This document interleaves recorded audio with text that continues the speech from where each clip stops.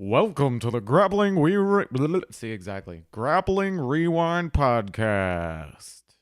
Welcome to this week on the Grappling Rewind Podcast. On this week's show, we are going to recap Rise 5, Fight to Win. I always want to say Pro, Emil, but they're not Pro anymore. Fight to Win 87. We are going to recap the EBI 17 185-pound Combat Jiu Jitsu tournament. We're going to do a preview of Quintet 3, a preview of Fight to Win 88, and talk a little bit about some other upcoming events at the end of the show. As always, I'm your host, Maine, here with my co-host, Emil. And we are going to get right into some news. So, kicking off news, it was a big week for black belt promotions for some guys we talk about pretty frequently. Frank Rosenthal was awarded his black belt, as well as Zach Maslany and J.M. Holland also got their black belts from Eddie Ryan. Frank got his black belt from, I think it was it Danaher? It looked like Doug, who's, I can't remember his last name, but he is a strong teacher in the Renzo Gracie family there, and he's got a school nearby. And we saw Danaher there. I can't remember if Renzo was in the Some guy had a knife in the photo as well. I didn't know what that was about, but I assume it's a New York thing. It's a Danaher thing, I think. But is yeah, it really? Dude, he's obsessed with knives. Is he really? Yeah, he's a knife. Actually, I had a weird offline discussion with him about folded steel one time, because he was asking questions. I saw on Facebook he was asking questions about it, and I responded to him being like, well, I'm a material scientist, I can actually Wait, are you really? yeah, that's what I do. I work for the Army. So literally, I figured I would have asked you that in the years that I've known you. Dude, yeah, I work on armor, and specifically what he asked about was something. I figure you were a computer geek. I don't know why. I mean, I do work with computers, but anyway, he's obsessed with knives. He has a huge knife collection, and so I don't know if he presents it as I literally can't. I'm just blown away that in all of the years of knowing you, I've literally never asked. Dude, we've trained together. We trained together for 2 to 3 years, and I never once asked what you did. Yeah. Eventually, I figured out that your family was Puerto Rican and you were not Indian. I need to be more observant and talk to my friends a little more. Yeah, man. Well, now you know. And I guess Frank Rosenthal got a knife with his promotion. Did he? That's pretty dope, actually. So yeah, we got a bunch of guys going to black belt. It's always exciting. We talk about all of those guys pretty frequently. So that was exciting. I think Zach and J.M. Holland got that after they were after the EBI event. I think they were all out there in Cali. So cool. That's exciting. In other news. Yeah, we have a huge, colossal lineup being announced for Kasai Pro 4. Massive super fights being announced already. I'm so excited for this, dude. Dude, all right, so we have already announced Johnny Grippo versus Paulo Miao, which is going to be fire. They just went at it last weekend. They just went at it, and especially with Johnny getting the upset win for the first time. We have Edwin Najmi versus Hanato Kanuto. And Hanato Kanuto was the champion at 55 for that promotion, so that's exciting. That's a super fight. And then they just announced Gordon Ryan and Mateus Denis. It's going to be... That's the match that... And the Flo put a cool article out as well. That's a match everyone wanted to see at ADCC, but didn't get a chance to see it. And so now that we get a chance to see it on Kasai, it's great. I don't know what they're paying all these guys to do it, but I am amped that they're doing it. I don't know, but this is awesome. I mean, at this point, I was just talking about this, with this lineup already, let alone whatever's happening, I'm honestly more interested in Kasai Pro 4 than some UFC pay-per-views. Yeah. In jiu-jitsu, because they're making the matchups we want to see. Yes, and in jiu-jitsu there are two kinds of draws, right? There's a draw for technique and ability, right? And there's also a draw just because you want to see what happens, right? Is this person going to win or lose? AJ is an example of that. Dylan Dennis is an example of that. Yeah. Controversial people or people who are on streaks or whatever. Herbert Santos. In this case, or big names they're bringing back, but it's really cool. But in this case, it's both. It's people who are super technically talented and also maybe a little bit of personality draws, whether it's controversial or not. But I am super pumped to see what happens here. Yeah, not to mention John How do you say his last name? Calistine.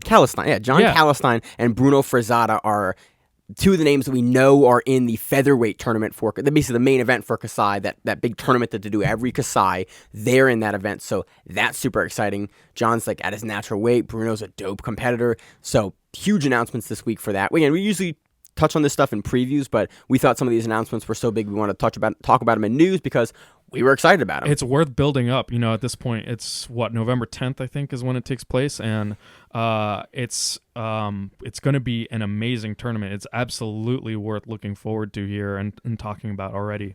So I'm looking forward to it. Definitely looking forward to seeing what else they announce in terms of people. Yeah. In other news, Grappling Industries donated $3,600 to the We Defy Foundation. Really cool to see them supporting that foundation. They do great work, and so wanted to give them a shout out that they're supporting a cool foundation that does great work.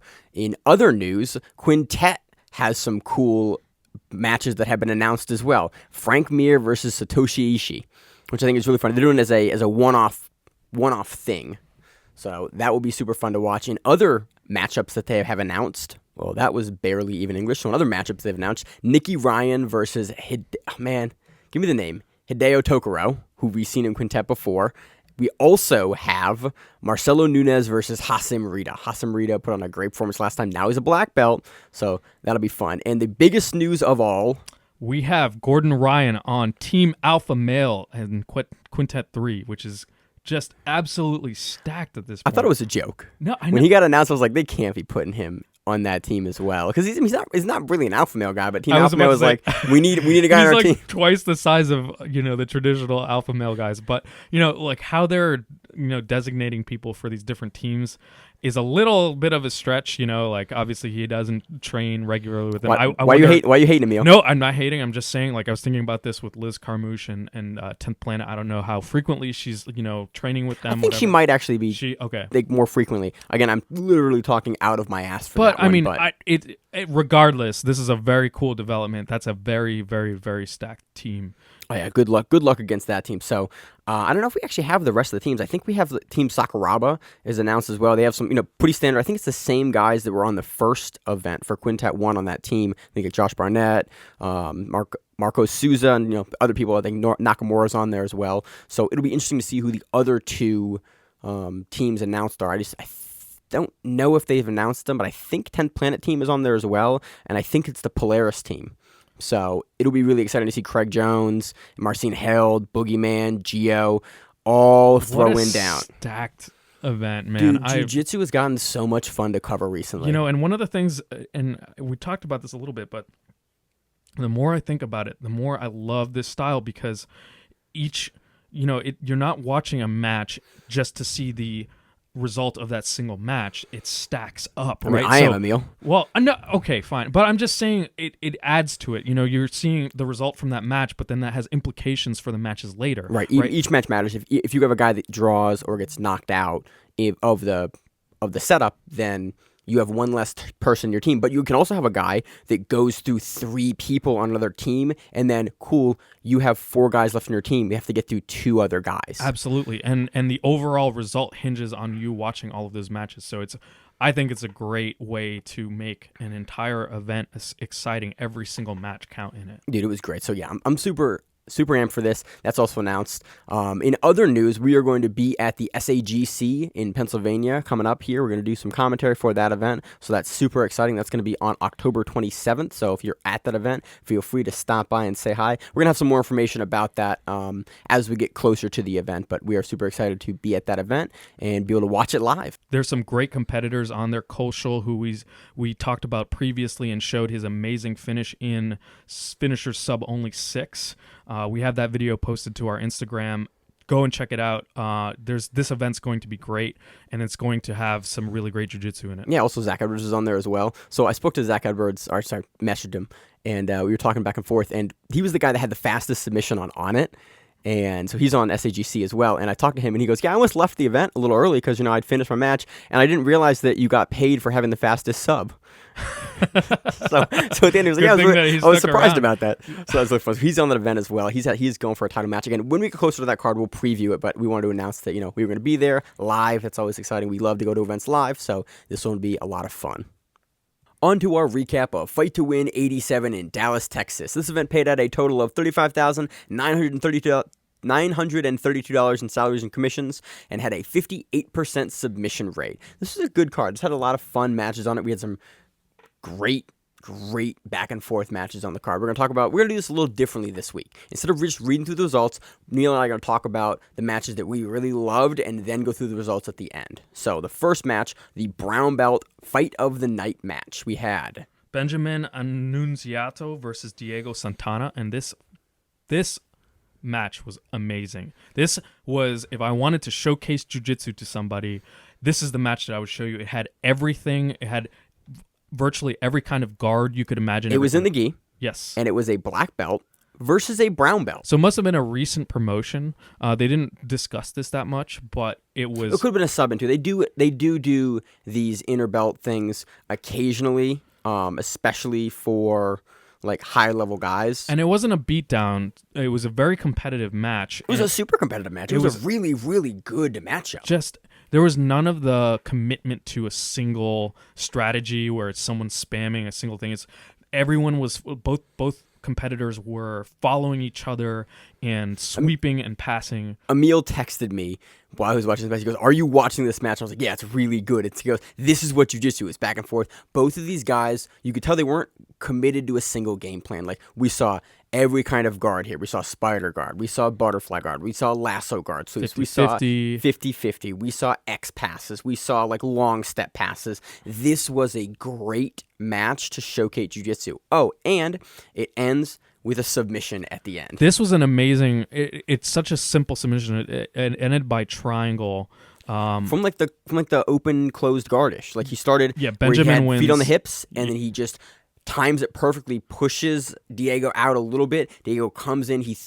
Benjamin throws his legs up around. Amazing, and super quick. You see the calf bite that came down hard, like one of those like really vicious kind of like collar tie slap downs. You just see this calf come down and slap down, and immediately he has the triangle in real deep. And it's locked. Like, he throws the legs up in a single motion, makes the angle, locks the legs in, and then Diego goes to lift, and he kind of like grabs the shoulder, the opposite shoulder, pulls him back down, and Benjamin just squeezes and gets the tap really quick. This was deservedly fight of the night this is the brown belt fight of the night, even though it had a brown belt and a black belt because it had a brown belt in it. Outstanding fight. Definitely go back and watch it. Oh yeah, it's again, worth it to go back and watch this match. Next match we want to talk about is the Travis Clark match versus Chris Robinson. This was a split decision match, but this was for the fight. This is for the brown. God, I always fuck these up. The brown belt Masters No-Gi super heavyweight championship.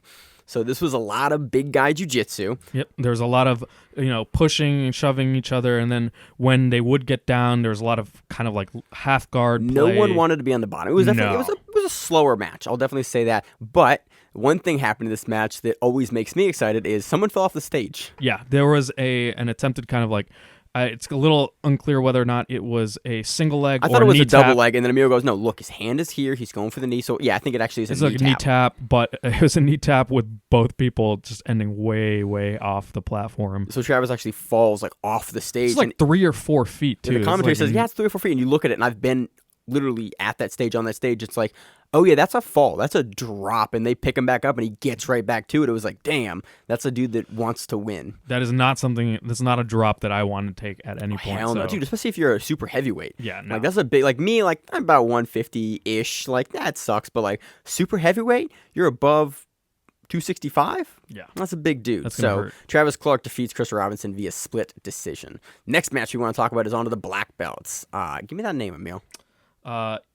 Ivanel Oliveira versus the defeated Dennis Thomas via split decision. And that was fight of the night for the black belts. This is no-gi, and it was an amazing fight. Definitely also another fight that's worth highlighting and going back and watching if you get the chance. This is great back and forth, lots of proficient attacks, both head and arm choke attempts, leg attacks too. Yeah, it had it all. It had everything. Definitely worth going back and watching for sure. We had Mateus Gabriel defeating Santiago Fairman via armbar, and that was submission of the night for the black belts. This one was a lot of fun as well. It was great. There were in the beginning there was a lot of attacks, and they kind of settled a little bit into a 50-50 fight for a few minutes. And it was a good portion of the match that they were in 50-50. They weren't even in like a really like defined 50-50. They were in that 50-50 position where both guys are on their side and kind of like pushed too far out from the position. Yeah, no one has a good good control of the opponent's knee, can't really come up. They're both kind of pushing, like they both want a certain leg position, and the other person's not going to give it to them, and as a result, they're also not going to get their position. So they played back and forth for a couple minutes in that position. But finally, it looked like Santiago tired a little bit, and Mateus was able to get a really quick kind of Toriando pass to settle into knee on belly, and then Doesn't settle for very long. no, it's maybe 2 seconds. And he gets a really beautiful kind of like shoulder lock armbar finish by stepping around and stepping into a triangle from the back position. Kind of, but it doesn't lock it up really. Right. Like, he kind of just like throws his leg over and he angles his leg sideways to get it next to Santiago's opposite arm. It's, again, a really cool finish sequence. It's a great leg dexterity from the top to be able to do that and control the shoulders to get the armbar. Again, deservedly submission of the night for the black belts in this one.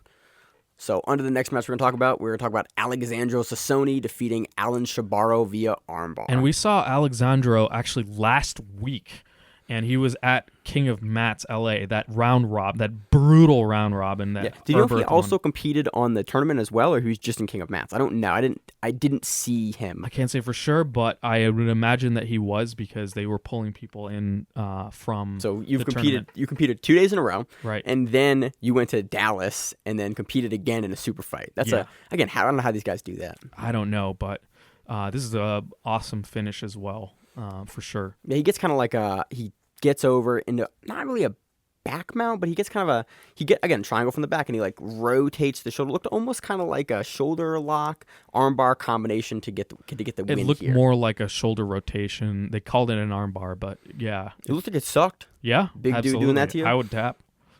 And then on to the final result, we had we had a black belt nogi featherweight and lightweight championship bout with Anna Carolina Vieira. And Seth pronounced that Anna Carolina.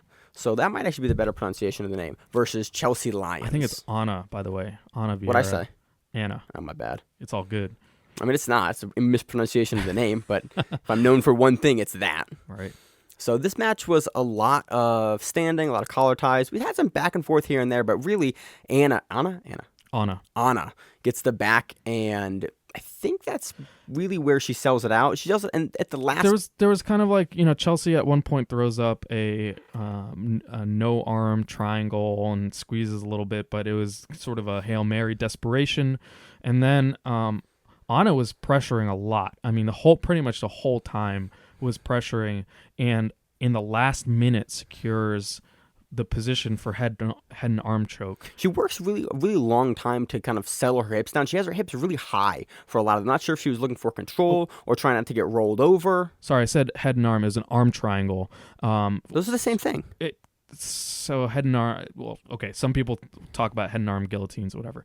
This was an arm triangle. I term those as arm in guillotines. Got it. Okay. Well, regardless, arm triangle. Everyone knows that. Gets the position, and there's like 30 seconds left, and she's just trying to. You can see her trying to rip Chelsea's head off. And Chelsea's trying to answer the phone, and doing the standard defenses, and they end up. And Anna, I feel like if she dropped her hips like maybe 20 seconds earlier, she probably could have finished. But still, and she stayed really high for a long time. I'm not sure. I looked like she was trying to get some additional control. Again, it's really hard. We had like kind of black on black rash guards at certain points, so it's hard to see exactly, precisely what position and where she was trying to go with it. Again, I'm not in her head. I'm not sure exactly where she was trying to go with it, but she secures a decision and is now the featherweight and lightweight champion for Fight to Win Pro. So we're going to read through the rest of the results now because, again, there was some really other great matches on the card. We just realized that we don't have time to talk about every single one of these, and as we've done the show more and more, we realized that we don't. So team results, we have Carla Shellhammer defeating Michelle Trent via armbar, Dylan Kostelic defeating Chris Walden via armbar. Guillermo Monteiro defeats Victor Altamirano via choke, and that was... You said, wait, would you say via choke? Yeah, via choke. Okay, via choke. That was submission of the night for the purple belts. Wally Thompson defeating Lee McNeil by heel hook. Theo Lewis defeats Cade Lawson. Theo Lee. Theo Lee, sorry. Theo Lee defeats Cade Lawson via split decision. And that was fight of the night for the purple belts. Keaton Standridge defeats Anthony Robinson via decision. Joshua Sutton defeats Andy Doan by decision. And on to the teen results. Mason Woodward defeating Michael Rodriguez by guillotine. That was fight of the night for the kids and teens. Joshua Patino defeating Ethan Selden by armbar. And that was submission of the night for the teens. Now on to the brown belt results. Samuel Nagy defeating Michael Salazar by straight ankle lock. Jack Trey Garrett defeating Justin Wood by decision. Cameron Adair defeats Jairo Bautista by knee bar. And that was submission of the night for the brown belts. We have Tony Trammell defeating Chris Pierce by heel hook. Vinny Sains defeats Fat Chow by decision. Gordon Chapin defeats David Spindle by choke. Jason McGill defeating Mike Hatcher by choke. Rustin Brown defeating Mike Anderson by toe hold. Michael Torres defeats Chuck Adam by heel hook. Benjamin Annunziato defeating Diego Santana by triangle. Again, fight of the night for the brown belts. We have Travis Clark defeating Chris Robinson by split decision. And then on to the black belt results. Ryan Lee Sandhagen defeats Stephen Hall by decision. Ivaniel Oliveira defeats Dennis Thomas by split decision. Fight of the night for the black belts. Mateus Gabriel defeats Santiago Fermin by armbar. That was submission of the night for the black belts. Ego Paiva defeats Will Durkee by decision. Eddie Sanz I defeats think it's Sains. I don't know Sains. why I think it's Sains. Yeah. I think you're right. It's either Sains or Signs. And his son fought earlier in the card. Yeah. Defeats Juan Tatum by split decision. Vinicius Agudo defeats Ed Ramos by split decision. Gilson Nunez defeats Casey Gray by triangle. Marcus Antelante defeats Mark Vives by decision. Yeah, I had to look it up again. I literally Troy texted us last week. It was like, hey, it's Vives. It's 2 syllables. It's not one. I was like, oh god. At this point, with how many times we've covered Mark, like I should be able to get that. So I now know it's 2 syllables, Mr. Vives. That's right. And Jay King defeats Brandon Leibel by mounted triangle. Rocky Budry defeats Eric Shambari by decision. Rafael Formiga Barbosa defeats Luis Eduardo by choke. Alexandro Sassoni defeats Alan Shabaro by armbar. And he's now the Masters Gi heavyweight champion. Ana Vieira defeats Chelsea Lyons by decision. And she is now the champion no-gi, featherweight, and lightweight champion for Fight to Win. So that does it for that event. Emil, anything else you want to bring up? Nah, it's great. Nope. Go back and watch some of those matches. It was a fun card. Again, love to see the guys getting paid out. This is a pretty big payout. I think recently we've seen payouts that are a little lower than this, so it's awesome to see almost $36,000 get paid out to these guys. It's great. That's huge. So on to EBI 17, the 185-pound Combat Jiu Jitsu tournament. This is the first full Combat Jiu Jitsu event that they've run. So we're going to talk about the results of the event first, and we're going to talk about how we felt about the whole event, as a whole after. Eddie Bravo is now, he said that he's moving forward with just doing Combat Jiu Jitsu events after this. So I think the old form of EBI is kind of done for now. So we're going to talk about how we feel about that, and what we saw at the end of this segment. So in the first match, we had Jesse Taylor defeating Chris Shangoli by rear naked choke. We had Matt Sakura defeating Stefan Martinez by fastest escape in overtime. They went to 3 overtimes on this one. It got a little long at the end. I'm happy that they only do 3 overtimes with how this went. This was the second match. Immediately, it was like, ooh, it could be a long night. Next, we had Dan Martinez defeating Sergio Rios by heel hook. We had Josh Neer defeating Nick Green by straight armbar. Nick Green looks way bigger than he looked the last time I saw him. Yeah, it looks like he put on some weight. Like, to be 185, I don't know what his last Fight to Win match was. I could be wrong, but I saw him weigh, and I was like, damn, he looks like bigger. He dyed his hair, and he just looked like a bigger dude than I'd previously seen him as. We had Philippe Frangoli defeating Hunter Colvin by rear naked choke in overtime. We had Kyle Chambers defeating DJ Abshire by knee bar. We had Gabriel Checo defeating Bobby Emmons by submission due to injury. It was a knee injury. We had John Blank defeating Tandem McCoy by armbar. So that does it for the first round. And by the way, I think it's Felipe Fogolin. But yeah. One more time? Felipe Fogolin. What I call him? I can't even... Really something terrible? Yeah, I can't even begin to emulate that.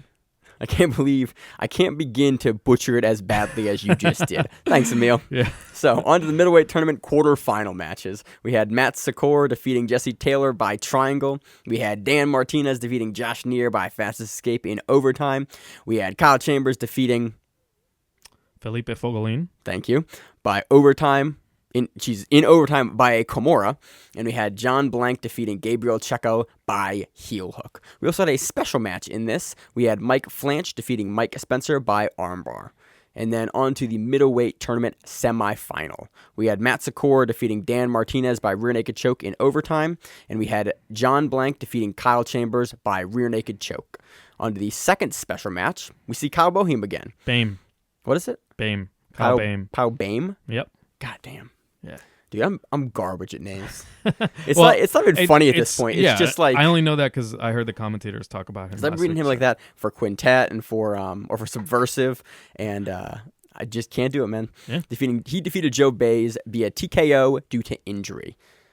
Yeah, that was an interesting. I always wonder, looking at that, it's like, that just looks like a submission, right? Like you're doing your job at that point by putting stress onto a joint and getting them to tap out. Yeah. This looked like a Kimura, that it looked like he had hurt his shoulder. Like because it wasn't locked, it wasn't pulled out yet. It just looked like he had a shoulder injury. So then he locks it up and it's like, ugh. Kyle Boehm gets a Kimura grip from the back and he starts lifting and then immediately gets a tap from Joe. It looks, I don't know for sure, but it looked like a dislocation. Basically, he lifted up on that Kimura grip, and I got the impression that Joe got his shoulder dislocated. Yeah. I mean, he was getting slapped jiu-jitsu in the face before that. From like a mount, kind of like a quarter mount, like something like that. Looked uncomfortable, but that is clearly not what he tapped to. He was definitely holding his shoulder. He holds his shoulder after, and you're like, oh, that doesn't look great. I get it. Given the face, a dude that was just getting slapped in the face is making that face an injury, like that looks like it sucked. Yep. So, on to the finals for the 185-pound middleweight tournament. Matt Secor versus John Blank. And both these guys had kind of run through the divisions pretty quickly at this point in time in the tournament. So, we had some back and forth in this match, and then we had some rubber guard, and there were very few strikes thrown, honestly, in this match. Yeah, it's a few tepid strikes kind of to the ribs a little bit, like when they were in rubber guard. When John Blank was in rubber guard, and Matt was kind of throwing like these pats to the ribs and like the lat almost. Yeah, it did not look like it forced any kind of change in the positioning there. They eventually got up to their feet, right? It was a really cool, the finishing sequence for this was really cool. It was basically John throws an Uchimata, which is my favorite takedown, and he goes into a guillotine, which is my favorite submission. Again, I have a soft spot for this. I have a finish in a really, really similar way at a tournament. Uchimata throws into guillotine, you finish on your back, and he finishes the guillotine. He's now the 185-pound Combat Jiu Jitsu champion for Eddie Bravo Invitational. So, yeah, that happened. I want to move now into kind of talking about Combat Jiu Jitsu as a whole and like us covering Combat Jiu Jitsu. Again, it's Jiu Jitsu, but it's kind of different. Like it's almost MMA, but it's kind of not MMA. I was watching this, and what I'm seeing here for a lot of these matches is you see all of the defensive pieces of Jiu Jitsu with none of the really fun offensive stuff. Because every time these guys are in the ground, everyone's super close. You're only watching really like pressure jiu-jitsu and guys really unwilling to be in any open space battles where you can do big sweeps or big throws. Like you get all of the slow pieces of jiu-jitsu and you limit action. Here I saw a bunch of defensive jiu-jitsu instead of like a bunch of really active offensive jiu-jitsu that EBI is known for. So I don't like the shift as much from EBI to Combat Jiu Jitsu. It made me disappointed because we're not going to get the Craig Jones matches with Gordon Ryan. We're not going to get the Gary Tonin because those guys can go into MMA or go into something else where there's not strikes. And I realize that the sport is nascent and it's developing and we'll see different strategies come out of it.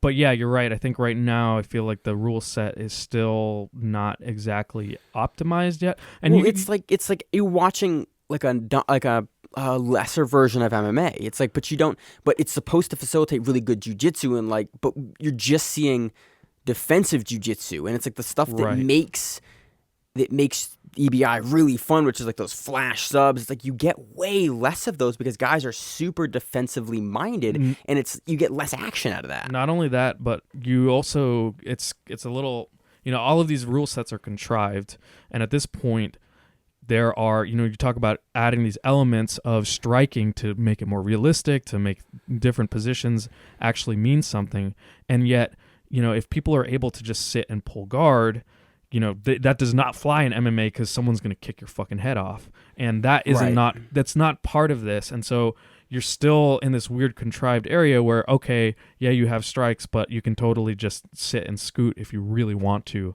And at that point, what are you even, you're in this weird space. It reminds me of Pancrase. And Pancrase, like we watched Pancrase in the 90s, and there was no closed fist strikes. We saw Basru and we saw Shamrock. Like we've seen all these guys. We've kind of seen this, and then Pancrase added strikes and became modern MMA, basically. And they still run events to this day. I think they're like in their 300s now events they've run. Right. And here's the thing. EBI has been so good. They were so instrumental. It's one of my favorite events to cover because you get big mismatches in it, but you also get huge dark horses, guys coming in that you don't really know about as much. Like that's where we first saw Keith Krikorian. Right. And we see the guys that we're going to cover later in jiu-jitsu. So I'm not sure if I'm not as amped for it from a selfish perspective. Like, I'm not going to see as many jiu-jitsu guys. Like, I'm going to see more MMA guys. Because, again, this card was probably half and half MMA guys versus, like, jiu-jitsu guys. But we forget, in this modern era of all of these professional submission events, that how important EBI was, because the first people were Meta Morris, and we all know how that went. Well, there's before. I mean, there were super fight cards. Yeah, before but I mean, that, Meta Morris was the first breakthrough one. That everyone was talking about. They brought it into the mainstream. They brought it as this like thing, and then you had EBI. That fell flat, and then EBI, Eddie Bravo, took it and carried it and really developed and pioneered. He developed a professional super fight scene. Them and Fight to Win, and like all these other organizations came around about the same time. But and think about how many promotions we talk about where we just take for granted. It says EBI rules. A completely separate organization says, oh, this rule set totally makes sense. We're going to adopt it. EBI rule set is now a sort of gold standard for submission-only events. Yeah, it's like, oh, we're doing this, and EBI rules. It's like, okay, cool, and they had to change the overtime, but like somebody can say EBI rules, and it's like, okay, you can reap, you can heel hook, you can't slam, and there's going to be an overtime most likely. And I'm just kind of disappointed that we're not going to see like straight-up jiu-jitsu anymore. We're only going to see combat jiu-jitsu because I loved covering EBI and watching EBI with like jiu-jitsu guys in it and watching good jiu-jitsu and exciting jiu-jitsu and guys were willing to jump for flying arm bars and stuff. And like, and in this combat jiu-jitsu tournament, you just didn't see that. And again, it could change. It could be super exciting in the future, but watching this, it was like watching kind of a different version of MMA where you couldn't do all the MMA stuff to force. But it's like you can't blast the guy in the face. Like kind of Josh Neer kind of did in this event. He kind of he forced some positional changes a little bit because he can strike, and the dude is a veteran in MMA. It was really cool to hear TJ DeSantis on the broadcast talk about his first MMA event he ever covered back in I think 2004. Josh Neer was the main event on it.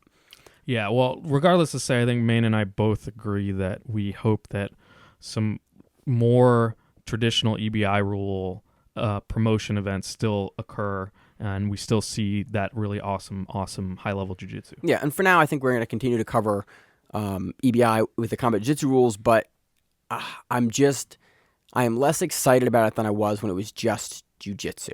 So that's that.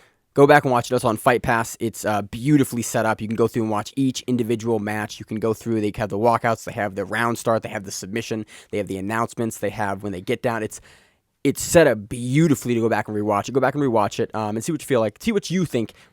I could be completely wrong, and you may absolutely love it. So it might just not be for me. So on to our recap of Rise 5. This event took place in Long Island, New York, and featured a gang of really exciting matchups. We saw Mateus Lutz versus Nick Ronan. We had Frank Rosenthal on the card. We had Jason Rao on the card versus Muncher Kara.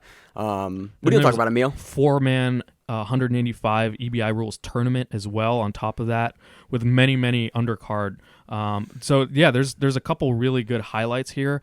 The complete results aren't out for Rise 5 yet, and our notes are incomplete. So we're just going to talk about the matches we liked. Talk exactly. about what we saw, what we liked. The whole event is up, so if you are interested in more of the matches, go back and watch those. We're just going to talk about the big matches, the title matches, and the EBI tournament. So if you're interested in the other matches, go back and watch it. Again, for both events, for Fight to Win and for Rise. Oh, which by the way happened at the same time. Yeah, that was really hard to deal with because I had my split screen set up and I had one. I love that Flow lets you do 2 screens, which is nice. I had one screen up with Fight to Win and one screen up with Rise, and then I wanted to hear the commentary for both of them. By the way, which is great commentary in both events. Yeah, outstanding. So it was really funny to hear, like, to be watching 2 events happen simultaneously. Like, well, this is going to be difficult to cover this event, which is again partially why I don't have results for the rest of the Rise card, because we were watching 2 events at the same time. So Rise 5 also had their commentators. One of them was a 10th Planet guy who was really helpful. He was the first 10th Planet commentator who didn't just throw move names out and assume that every single audience person or anyone who was streaming knew what he was talking about. He'd explain the moves. It was nice. It was very nice. And the other commentator even said what we've been saying, which is, hey, it would be nice if Eddie came out with a dictionary for all the moves, concisely. Just like, okay, here's a picture of the 3 like sequences of this move. This is what this is called. There we go. I know it's on Mastering the System, but it's like those are all so super long. Again, the whole weekend, all the events we watched, beautiful commentary on Rise, on Fight to Win. Like, Fight to Win commentary was really funny. Again, we usually talk about the events as we talk about them, but Fight to Win's commentary was really funny because the guy sounded almost like a football announcer, and it was refreshing to hear a guy like play-by-play talk really well. Rise, again, the same thing, like enthusiastic, good commentary that walked me through the matches. They were paying attention to the matches. It was again, beautiful weekend for commentary. It made it a pleasure to watch both these events. So let's get into some results, Emil. So the first match I want to talk about is Aldo Orenville versus Carlos Rosado. This was an amazing match. I like the little roll in the R there. That's Rosado. Right. That's right. I mean, that's one of my last names, right? So I got to give it them. some love. So this was, first off, this was an extremely explosive match to begin with. This was I counted 3rd cartwheel pass of the night. So it's just people like tally at that point. Oh yeah, dude. Because the match before this was Alex Oliveira and Kurt Chase Patrick, and that also had an attempted cartwheel pass. So back to the Orenville versus Rosado match. 3rd cartwheel pass of the night. Really good attempts here, but Carlos basically does a really awesome drag from half guard inverts into the saddle. Even the commenters said that this was Craig Jones style kind of inversion into the saddle. And here's the thing, exactly what we talked about last week happened, where he gets to the saddle position and he gets both legs. He gets this the is what double threat. This is what we were talking about versus in Subversive. We had who do we have? Team Lord Irving versus PJ Barch. I can't remember. Yeah, it was versus PJ Barch, and PJ Barch had what's the guy's name? I'm blanked on the guy's name. It was Angelo Claiborne. That's who it was. Jesus, I'm looking at the guy's face. I'm like, what? Who was it? It was Angelo Claiborne. So we had him in the exact same position that Emil and I were talking about at length last week. So it's a saddle position where one person's attacking the legs and they have both legs, and this is a great double threat. And they're in this position for a long time. In fact, Carlos has them. I think it's like 2 or 3 minutes or something like that. And yeah, it seemed like a pretty. They were there for a long. Again, you're in a double threat, so it's like you can't pull out the far side leg because you expose the heel hook, and you can't. It's really hard to fight the inside leg out because it's so controlled by basically the knee line of the other person. Carlos Rosado finishes Aldo Orenville by inside heel hook, and what he does is he threatens a toe hold on the outside leg, exactly like I said, and he basically forces a reaction from Aldo to defend his outside leg. Well, you have to defend the outside leg at that point. Yep. And then if you don't defend the outside leg, cool, you tap to a toe hold, and if you do defend the outside leg, like you get inside opened up heel hook, which is one of the fastest leg submissions that you can put on, and he got the tap. It was perfect. Yeah, go back and watch this finish. Go back and watch this match. Go back and watch this match. Go back and watch this finishing sequence because it's beautiful. And again, it's exactly what we're talking about. And it's the entrance is nice. The fight with the hands is nice. The fight with the legs is nice. And then the finishing sequence is just beautiful, good jiu-jitsu. So moving on to the 4-man, 185-pound EBI's rules tournament. Again, EBI rules. Like, it's a standard rule set. We all know exactly what that means. Oh, it's a 4-man, 185-pound EBI tournament. So that's Chris Schlesinger versus Enrique Galarza. And this is a great match, very competitive, and it goes to overtime. Enrique eventually wins by a great armbar in overtime at the very, very end of overtime. In fact, I think what happens here is they run out, but they let him continue because he has the submission locked in, and the rules say that if you have the submission, it keeps going.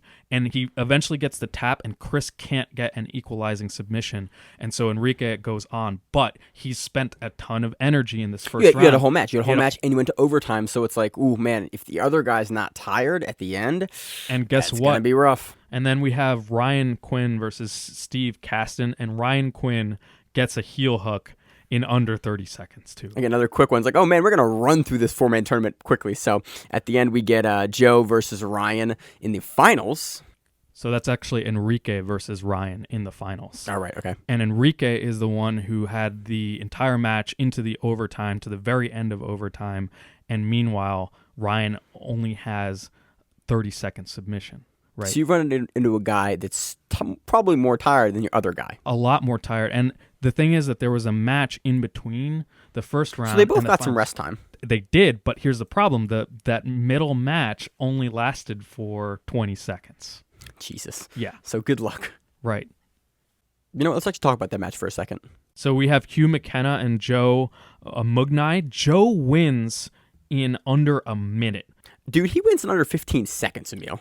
Yeah, so Joe basically executes a triangle that looks like he's doing a drill. Like he's drilling this submission with the partner. He sits down, and Hugh walks in, and then Joe kind of goes, oh, triangle. Yep. And it's just like, oh, shit. Like he kind of pummels the foot around, and then he just triangles him. Very skillfully, but yeah, very simply. Looked like a fundamental drills of a triangle. Just kind of walked in. It was just like, whoop. And again, locks up a super tight triangle and gets the tap in like less than 15 seconds. So at this point, we're back in the 185-pound tournament. And that middle match with Joe and Hugh was supposed to be a rest match, but it lasted so short. And not to mention, Ryan already had a really short match. So Enrique is exhausted, doesn't have nearly the rest time that Ryan Quinn did. And they go into the final. So it's Ryan Quinn versus Enrique Galarza. And Enrique loses, unfortunately. Ryan just slaps on a heel hook. And again, under a minute, gets another finish. And now he's the 185-pound tournament champion for Rise 5. So that's exciting. Again, I love it. Rise does something really interesting for their tournaments. They have, and Emil, you were kind of confused by this. And initially, when we first covered Rise initially, I was confused by it too. They have undercard matches. They have super fight matches. They have special rules undercard and super fight matches. They have tournament matches, and they have title fight matches in the same event. Yeah, there's a lot going on, and also some of the rule sets for some of the matches were being changed on the fly. The commentators were like, oh yeah, these guys talked beforehand, and originally it was a no heel hook match, but they decided heel hooks was cool. Yeah, and so this is why whenever we cover Rise, whenever I watch Rise, I always have the entire event like up on one screen, and I have the rule set and like the card up on the other screen, so I can follow along and I can figure out, okay, why does this match look like this? Okay, they're doing this instead. And you correlate that with the commentators and with your other screen. It makes it a lot easier to follow. So again, I like to do a bunch of different stuff, but it definitely, if you're not prepared for that, and you don't have all the stuff in front of you at the same time, it's definitely a little more difficult to follow. A lot of things. So the next thing that they actually do is a 145-pound title match. And this is supposed to be Marcelo Cohen versus Frank Rosenthal, but Marcelo Cohen was not in this, and this was actually Jimmy Santiago versus Frank Rosenthal. Right. This was about a 10-second title fight. Yeah, by heel hook. Frank kind of pulls and then heel hooks and then is the champion. Yeah, that seems to be kind of like the flavor of the card. We got a general theme here. I'm not going to be upset about 10-second submissions. You guys watch it. God damn, he just boom, boom, that's boom. What he does really well. So yeah, Frank does what Frank does, sits down, goes for the heel hook, and then is now the 145-pound champion for Rise. Super exciting. So let's move on to the 170-pound super fight between Mateus Lutz and Nick Ronan. So in this match, Lutz was pressuring and bringing the heat on Nick Ronan the entire match. It eventually goes to overtime, and in overtime, Nick is able to sink in a rear naked choke while Lutz is standing, and they fall to the ground. It almost looked like Lutz passed. Almost I thought like for a split second, I thought Lutz was out. I was like, because he like when people go to sleep again. If you watch enough jiu-jitsu and if you're around the sport or MMA long enough, when there's a specific thing guys' faces do typically when they go to sleep, and it's just kind of like the eyes like don't move and kind of droop a little bit, and he makes that face. And I was like, oh shit, he's asleep. And then he starts moving again. I'm like, oh, maybe he's not asleep. But for a split second, I thought he put him to sleep. So he gets the tap there, and then Lutz is a little pissed off about it. A little bit. Yeah. He puts the thumbs down. He's like shaking his thumb down, like no bad. I'm like, you just got Yeah, man. Time. Them the rules, you know. Yeah. So now on to the Jason Rao versus Munch match. So Munch and Jason met like 4 years ago at Pans, and Munch took the victory that day. And Jason Rao now holds on to his belt versus Manchur, and he was very excited about that. So that went to decision. It was a close decision. It was a good match, and now Jason Rao retains the championship. Another match on this card was Zach Edwards. Zach Edwards, we covered him last week for On It. He was also on this card. He gets a really quick heel hook up a weight class on the undercard for this event. So go back and watch Rise. It's on Flow. Emil, you got anything else to add? No, it's great. Great card.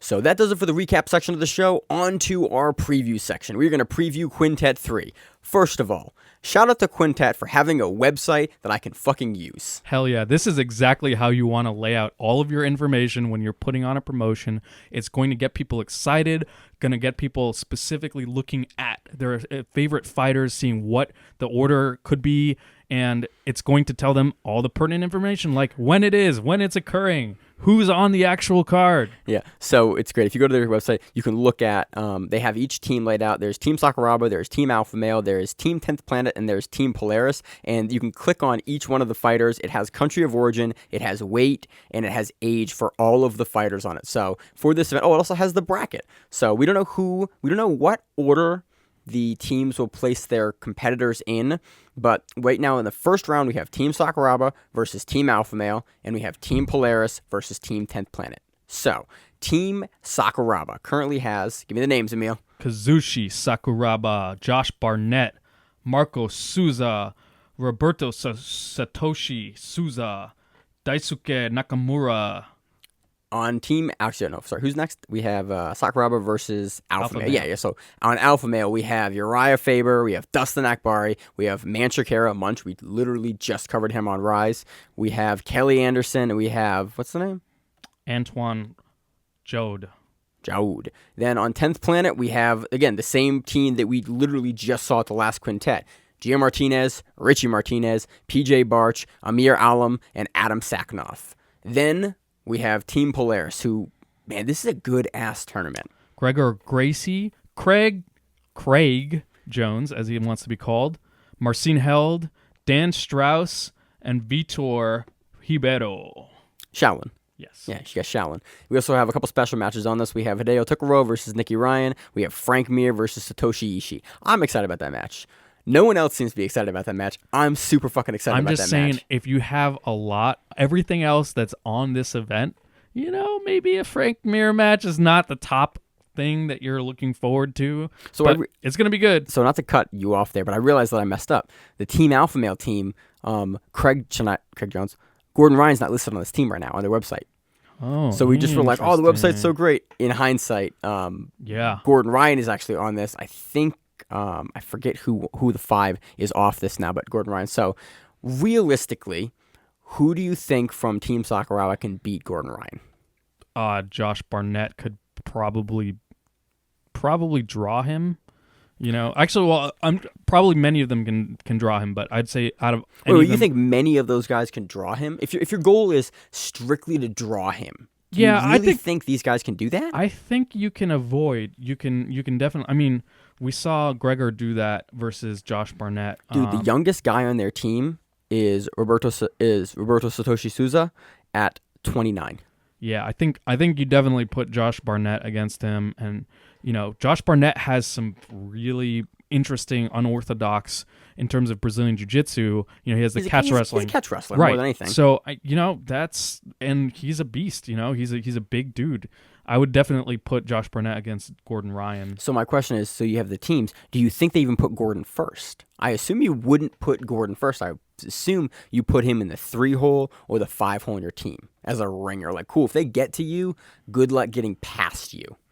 Maybe. On the other hand, what you could do is you could put him first, have him run through 2 or 3 people. But the question is, then he may get tired, and then your ringer potentially is tired going into the finals. Because I feel like Team Alpha Male with Gordon alone, he's just such a monster. Again, unless someone can draw him, we saw him against good competitive black belts at Pans like, what, a week ago? Yeah, last week, 2 weeks ago? Right. Something like that. Do really well.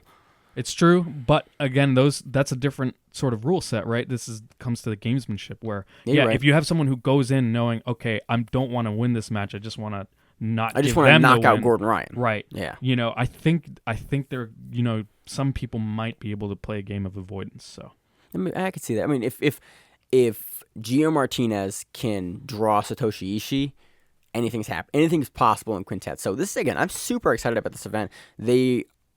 They've built it into something really cool. And we're kind of sleeping on the Polaris team. Like, the Polaris team versus 10th Planet in the first round, that's crazy. I have no idea how Craig Jones or Marcin Held will... I mean, they put in work. Yeah, Dan Strauss. They put in work last time in that tournament, so it'll be really interesting to see how they match up. I could see that going either way. And both of those teams now are starting to develop chemistry. You know, they've competed now together as a cohesive unit. So I mean, they've got 2 brothers on the team. Like, they know each other pretty well. Well, yeah, but in Polaris also is largely the same team. Yeah, so I think the only person that's different is Shaolin. Shaolin, yeah, I forget who was there last time in that spot, but I don't believe Shaolin was there last time. But it's all the same guys. So it'd be interesting, actually. I think this would be the first time we've seen Gregor Gracie since the shoulder injury versus Gilbert Duino Burns on the last Polaris, I think Polaris 5. So this will be the first time we've seen him. I hope that shoulder's healed up and is good, because we haven't covered him since then. So it'll be interesting to see that. So aside from being super excited about Quintet, anything else you want to talk about? No. Awesome. Let's move on. So moving on to our preview of Fight to Win 88 in Orlando, Florida, happening on October 6th. This event, again, these are always a little out of order, so let's just read through the black belts. We got a 155-pound black belt gi match. That's Rick Screeton versus Renato Tavares. We have a 255-pound black belt gi match. Tom McMahon versus Marcos William Pereira. We have a 225-pound black belt gi match. Thiago Dominguez versus Josh Suter. We have a 205-pound black belt no gi match. Karinga Conway versus Walber Barros. We have a 205-pound black belt no gi match. Kelvin Gallagher versus Zachary Sanford. We have a 185-pound black belt gi match. Frederick Ramey versus Ricky Nelson. We have a 180-pound black belt gi match. Guillermo Neves versus Jose Lager. You have a 175-pound black belt no gi match. Philip Rowe versus Jim Ehlers. We have a 165-pound black belt gi match. Wanderlei Camilo versus Kevin Peterson. We have a 160-pound black belt gi match. Ray Rosado versus Fletcher Linton. We have a 145-pound black belt gi match. Dakota Rebine versus Suraj Budram. We have a 145-pound black belt gi match. Ian Murray versus... no gi match, my bad. Ian Murray versus Colton Mosby. 145-pound black belt no gi match. Jason Carapalucci versus Rory Every. 145-pound black belt gi match. Frank Dukes Livorsi versus Jasper Buzon. And then we move from there into the brown belts, and then there's a number of purple belts on the card, and then even some teens on the card as well. So again, super big event, a lot of black belts in the event. Going to Orlando. Orlando's always, again, the Florida cards are always really nice and big, so it's always cool to see. There's a lot of guys we see on the Florida cards that we don't see geographically in other places, so I always love watching these because you get to see a host of different black belts you don't see typically other places. So that does it for the things we're going to preview, but there's some other events on the calendar that we're going to take a look at next week, but again, they're kind of hard to preview. We have the ADCC, the first European Trials, is also happening next week. I think it's broadcast on Flow. Let me actually take a look at that right now. And again, these are always a lot of fun to go and look at because... Nope, it's not going to be broadcast on... It is. Nope, is it? Is it not? It is. Yep, it's broadcast on Flow. So go through and watch that. Those are always super hard to cover and watch, but we should have a finalist from that tournament coming up. I'm not sure exactly how the tournaments work for these, Mil. Do you know? No. Do you have? Is it when you win the first trial? Do you have an entry immediately into ECC, or do you have to I think win? you need to accumulate a certain number of points. Okay, yeah. Again, I'm not sure. I know they have a number of different trials, and I always forget how it works. You have to win like multiple, or you have to win one, and then you're in, and then you're into the bracket overall. And there's like 2 different trials. If I remember correctly, there's a point accumulation. I think you need to do more than one event. Okay, because I know that at a certain point, if you win, like towards the end, you win like the last trials, you're in. I know that. But there's certain ones you only have to win one of them, and you're in. I'm not sure if this is one of those or not. And so again, this is just kind of the event's happening. We'll know more next week. We'll cover it in more depth next week. World Series of Grappling 2 is happening. That is that $500 buy-in tournament that Josh and I were talking about. We've covered before. We saw Kanan Duarte. We saw Keenan Cornelius. We saw some big-name grapplers in it last time. That's also being broadcast on Flow Grappling on October 7th, so that will be a lot of fun to watch as well. Some other big things happening. The IBJJF LA Pro is happening on the 7th as well. And, yeah, dude, it's a big old week. Huge week. Yeah, that's a lot of jiu-jitsu to watch. Gracie Pro also happened this week as well. I couldn't readily find any English matches for that, but there was like a lot of really, really good guys on that. So I'm going to go back and find that as well. If anyone has any links to that particular event, it's called Gracie Pro, and I know it was hosted in Rio. I think Dorino was on it. I think one of the Gracies, I forget which one, might have been Gregor Gracie was on it as well. I don't know, but there's some really, really good matches on that I want to go back and look at. Just didn't have a chance to go do that with how hectic the week was to watch that. So that does it, Emil. You got anything else you wanna talk about? You want to preview? You want to look at? No, I'm just really excited for Quintet 3. That's going to be an amazing, amazing card. And then also looking down to Kasai Pro 4, there's a lot of really great pro jiu-jitsu events coming up in the next month. Yeah, it's an exciting time to be a fan of jiu-jitsu. Like, I'm going through and updating our list and just looking at the amount of events that we have in October and November, because we're starting to get, like, usually when you get stuff announced, you get it announced about anywhere from like 2 weeks to like 3 months out is a pretty long point of time to have something announced. But so we're starting to see stuff happening in December. We're starting Nogi Worlds. We have a date for that now. Men of War 4, Zapatero, Marinas Open, Subspectrum Adults, Spider Korea, the ADCC, the first North American trials is happening like the first week of November. So there's some really exciting stuff coming up, and I cannot wait to get to cover it and to talk about it. So it is an exciting time to be a fan of jiu-jitsu. Which week look, Emil? This is going to be an awesome week for training, so I'm just going to be living on the mats, I think, in the next few days. So awesome. I'm leaving town, so I gotta squeeze that in before you head out and, get travel lagged and stuff like that. And, dude, I love travel training. Yeah? You can train on travel? Hell no. Really? I'm going to eat and drink. Yeah. That's not a bad vacation, yeah, man. Exactly. All right. So I've been Maine. I've been Emil. And we will see you on the mats. As always, you can email us at thegrapplingrewind@gmail.com. You can check us out on Stitcher, iTunes, YouTube, and pretty much anywhere you can find Facebook podcasts. We're on Facebook, Grappling Rewind, Instagram, Grappling Rewind, Twitter, Grappling Rewind. Reach out to us on social media. If you got something that you want us to cover, you want to clarify, we are here. You want to tell us we're idiots. Hey, let us know. You want us to pronounce your name correctly? Let us know. Subscribe on the YouTube page. Leave us a review. Helps us out a lot. It helps us out, and it eventually will help you out. We like to give back. We're doing this as something that isn't done, so help us help you. Again, as always, I'm Josh. I'm Maine. And this is the Grappling Rewind podcast. We'll see you on the mats.